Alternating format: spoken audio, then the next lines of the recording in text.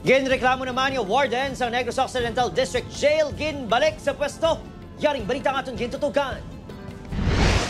Halos duha ka bulan makaligad voluntaryo nga nanaog sa pwesto. Ang ginprotestahan yung warden sa Negros Occidental District Jail sa Bago City.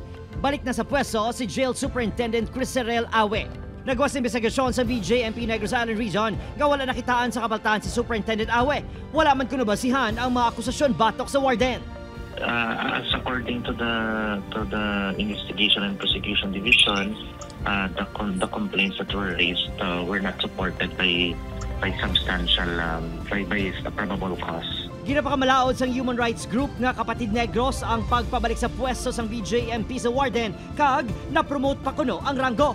Kung ano yung proof pa na kailangan nila, hindi daw na-prove na may violation siya. At tama daw yung ginawa niya. Ewan ko kung saan tama, no? Yung pakainin mo ng damog yung mga detainee, yung lockdown mo, yung sirain mo yung mga project nila sa ALS.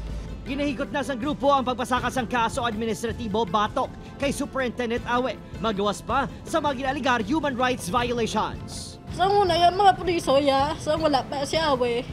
Ang mga priso, harap pa yung sagwa mo, gabalasket, tapos tinlo pa yan dito, yung subong nyo doon, hindi agad man. Tauti kung ang mga dalaw, binga talagsalang ya biga dalaw, to hindi sila kapanaog ya sa ila silda. Tapos buong ginapadlak pa sila. Gitinguan sa GMA Regional TV nga magkuha ang bahay ni Awe apang wala ini nagasabat. Nagpasalig naman ang tagpamuno sang CHRNIR nga may kasugtanan na sila sang BJMP nga regular nga makasulod sa pasilidad agud i-monitor ang kahimtangan sa mga PDL.